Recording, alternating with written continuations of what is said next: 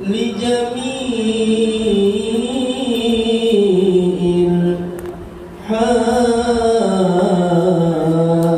الحاضرين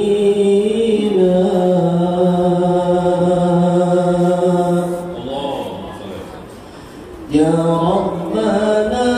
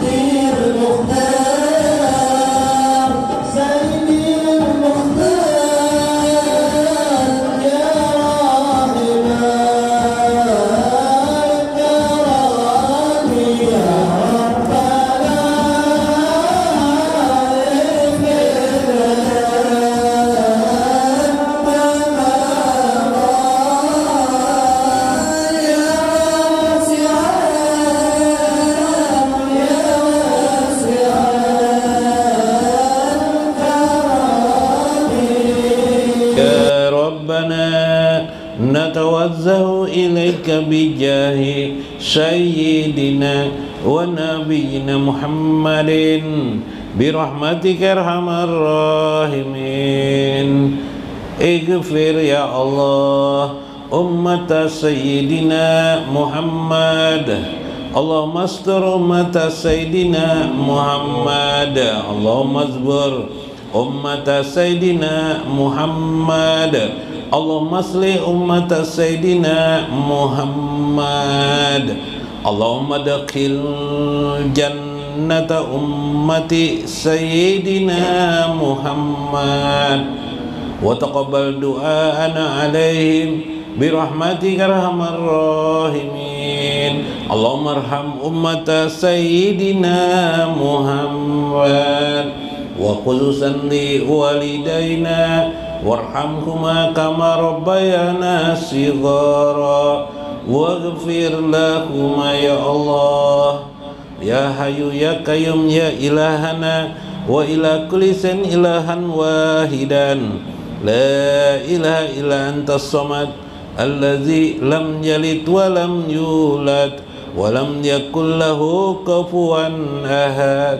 اغفر لوالدينا أنزل عليهم الرحمة والبهجة والسرور في الدنيا والآخرة. اجعل لهم يا الله ma nabiyina Muhammadin sallallahu alaihi wasallam fid dunya wal barzah wal akhirah birahmatika arhamar rahimin. Ya Allah, ya basital ladzi yabsutu rizqa liman yasha'u bighairi hisab, ubsut ya Allah rizqana rizqan kasiran wa rizqan wasi'an min kulli jihatin min jami gaibika bi ghairi minnati makhlukatin bi mahdi fadlika wa karamika ya rabbal alamin. Ij'al lana ya Allah min ahlil ghina anin nas bifadlika ya ghani hamid ya mubdi mu'id ya rahim ya wadud ya fa'ala lima yurid fataqabbal du'aana birahmatika ya arhamar rahimin.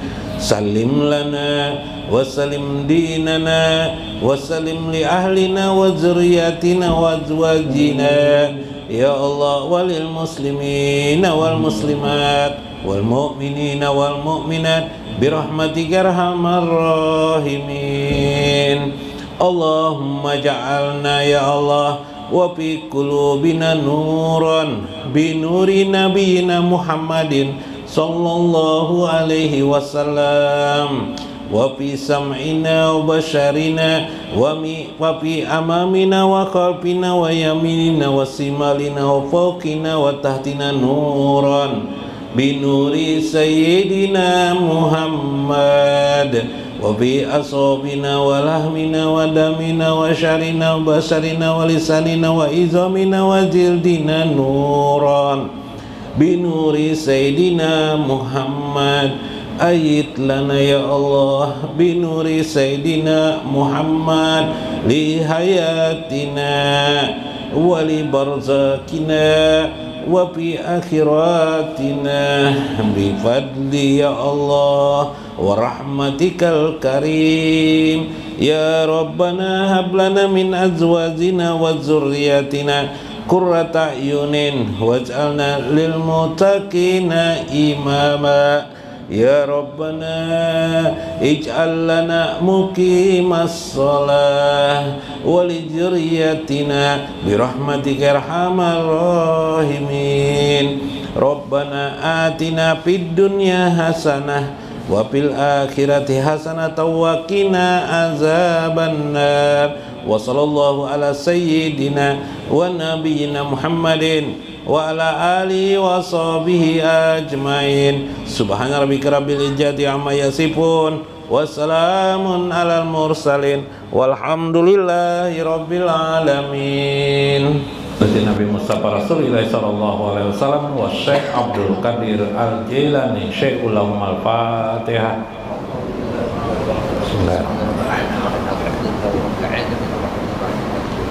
Ihdina siratal mustaqim siratal ladzina an'amta 'alaihim. Assalamualaikum warahmatullahi wabarakatuh. Bismillahirrahmanirrahim. Bismillahil malikil qudusis salam. Bismillahil azizil hakim.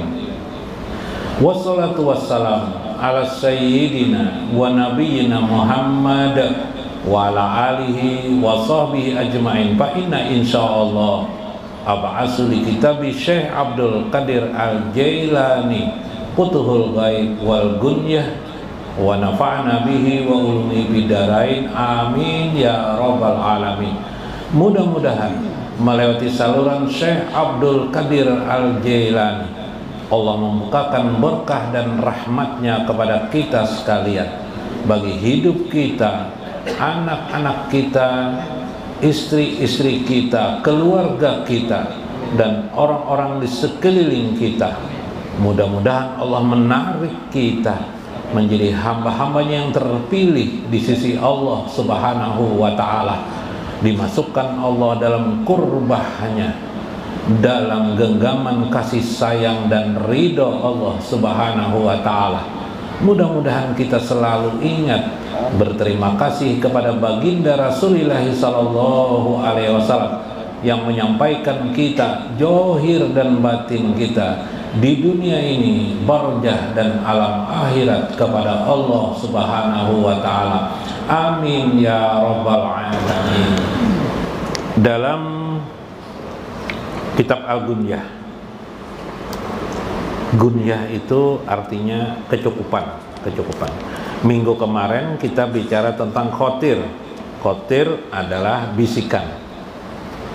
Khotrah itu bahaya. Kalau khotir itu bisikan. Bisikan itu seperti lampu merah. Cuma lampunya 6. Merah, kuning, hijau, pelangi-pelangi. Ya lah, pelangi-pelangi itu nah, merah, kuning, hijau di langit dan biru, ya lah. Khotirun nafsi. Kemarin khotirun nafsi itu bisikan nafsun itu ialah berupa hawa nafsu, syahwat,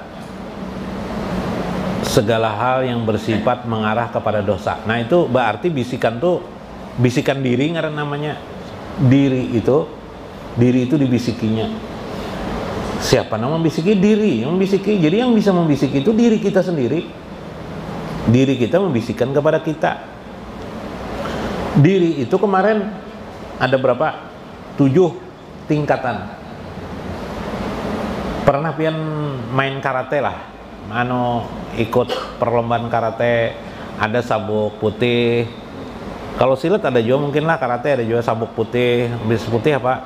Kuning, apalagi hijau, apalagi biru, hitam. Nah tuh 5 macam dah tuh.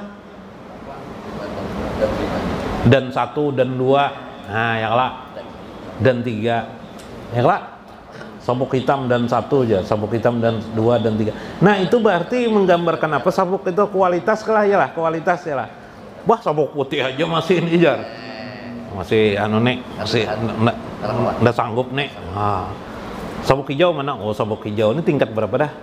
4. Hijau, putih, kuning, hijau 3 pipa. Biru 4. Hitam terakhir 5. Nah begitu diri. Sabuk pertama diri itu amaratum bisu, yalah. Nah amaratum bisu. Baik itu Bang.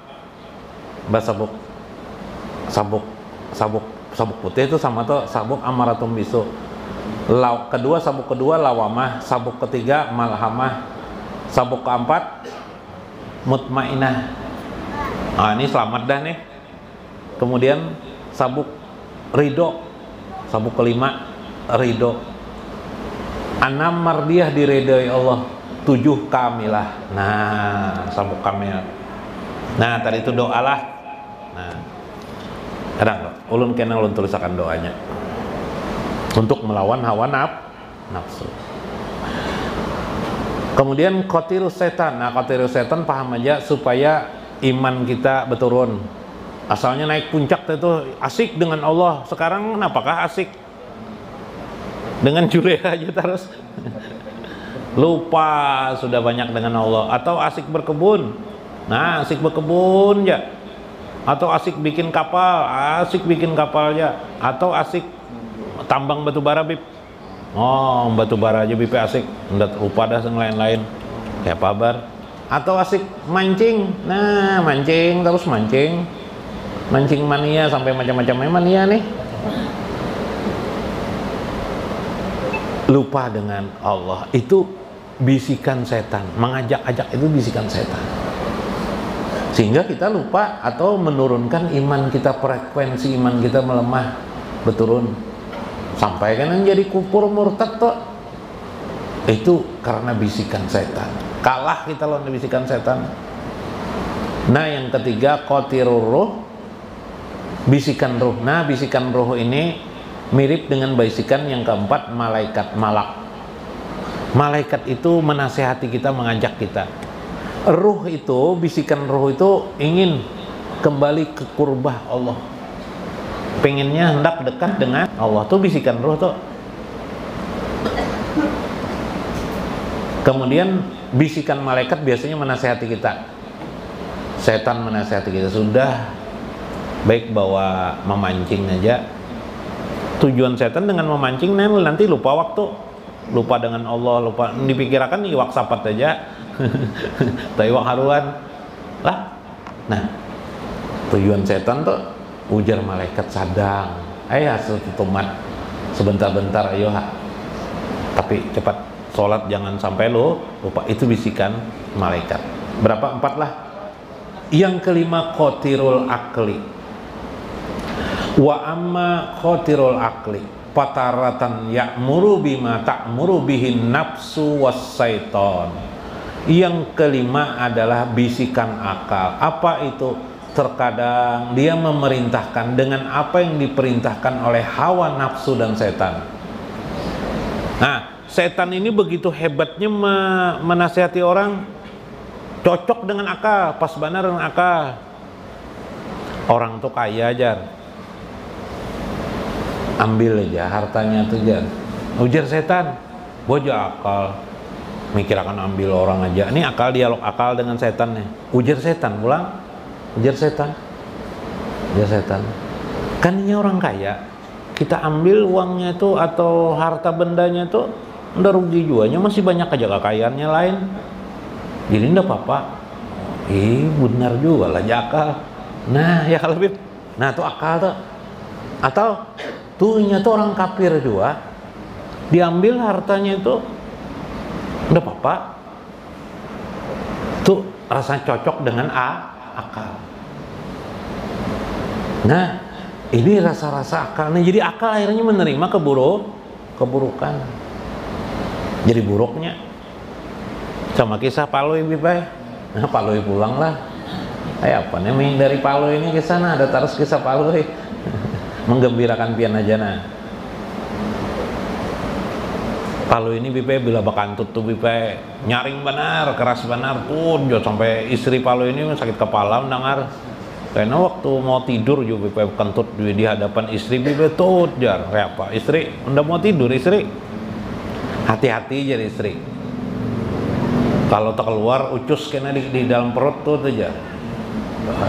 Oh, doa aja Paloi. Nah. Ini akal-akal Paloi biasa aja kantut tuh kan. Ini akal Bipai. Nah. Dah, ya istrinya pakai akal juga Bipai. Pas Paloi tidur diletakkan oleh istrinya ucus ayam bib, usus ayam bib. Ditapih Paloi Bipai. Sudah tidur. Paloi ini subuh istrinya kan bangun mau masak, istrinya kan udah sembayang mau masak. Banyak Paloi ini Bipai. Tok hijab Bipai, kantut Bipai. Keluar non istrinya dinya aja. Kenapa? Bujuran aja istrinya, bujuran aja. Apa bujuran aja istrinya? Beneran apa aja istrinya? Dasar ucus keluar aja. Malam tadi dinya aja. Gara-gara kentut, Mbak, habis itu Bang kayak Pak, aku masuk akan pulang khususnya aja.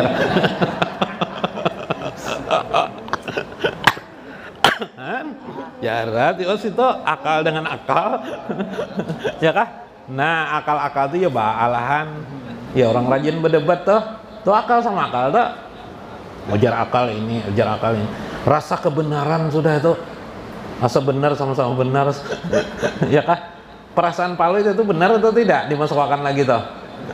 Benar ya. Masukkan nih ngajar ke ulang. Mbak itu bang aja. Ini painya aja. Pak iya om nih kisah Paloi terus lah. Nah, mengisahkan akal kayak apa nah? Ya kah?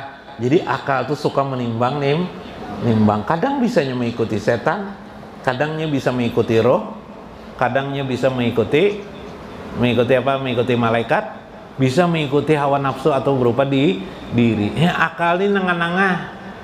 Nah, taratan terkadang-kadang dia mengikuti. Wa ukra bima ya'muru bihi ruh wal malak. Nah, kadang dia mengikuti nasihat roh, kadang dia mengikuti nasihat malaikat. Nah, jadi jangan tapi Pak, akal ini bahaya juga, sama paling nipu juga nya. Bisa menipu. Jadi hati-hati. Bisa pulang galun.